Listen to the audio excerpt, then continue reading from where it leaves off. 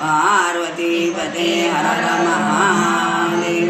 श्री जयतेशधरदो देवो यत्पादपङ्कज स्मरणं वासर्मणे देवं तामसराशि नाशं विघ्नं या कुन्दे तुषारारधवला या शुभ्रसारुता या वीणावरदण्डमण्डितकरा या श्वेतपद्मासना या ब्रह्माजितशङ्करा प्रभुते बिर्दे सदा वन्दिता सा मां पार्श्वते भगवते निःशेषदाढ्यापा मूकं करोति वाचालं पङ्गुलङ्घयते गिरियत्कृपातमो वन्दे परमानन्दमाधवं। नारायण नमस्कृत्यं नरं नरोत्तमं देवी सरस्वती चैव ततो जयमुदीरयेतां। वसुदेवसुतं देवं कौसचानूरमर्दनं देवकी परमानन्दं कृष्णं वन्दे जगद्गुरु। गुरुवर ब्रह्मा गुरुर्विष्णु गुरुदेवो महेश्वरा गुरु साक्षात् परब्रह्म तस्मै श्रीगुरवे नमः। तस्मै श्रीगुरवे नमः। कृष्णाय वासुदेवाय हरये परमात्मने प्रणतक्लेशनाशाय गोविंदाय नमो नमः। श्री गणेशाय नमः। मागुती गुरुपती मधुसूदन स्वय सांगत असे आपण पिंडदेव झाला निर्माण त्रयोदशीनं प्राप्त होता।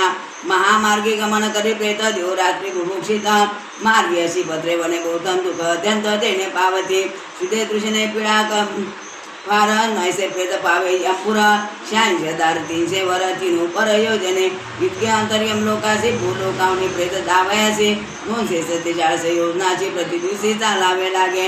महादुःख मार्गी पावत यंपाशे पद नित्य ऐसे रुदन करिता स्वग्रती सोनी यंपुरी जाय।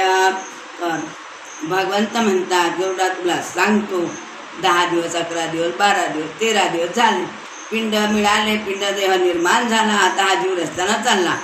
जीव कोणाचाही असो बाईचा असो का माणसाचा असो आत्मा एकच असतो। जेव्हा शरीर असते तेव्हा त्याला बाई माणूस म्हटल्या जाते पण हा शरीर सोडून देते तेव्हा आत्मा एकच असतो। रस्त्यानं चालला खूप दुःख होते भूक लागते तहान लागते आणि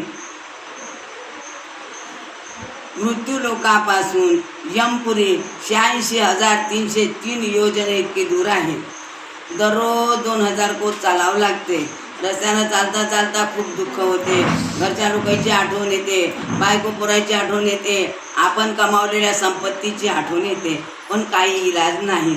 जाताना त्यांना 1 वर्ष लागते 1 वर्षामध्ये त्यांना सोडा मग मुक्कामं लागतात। म्हणून आपल्याला आपण म्हणतो व मग आमच्या भावबंदीतला मेला आमच्या घरी पानच टाकायला चालत नाही अगदी चूक आहे। हा मेलेला रस्त्यानं चालू असते आणि आपल्याला जे द्यायचे पानं टाकायचे ते खाली येतात आणि आपण त्यांचे पानं नाही टाकले तर ते रुष्ट होतात। म्हणून भावबंदीतला मरो सगळा मरो घरातला मरो पण घरातला मेला आता आपल्या 12 महिन्याचे 12 पानं एक अक्षय तृतीया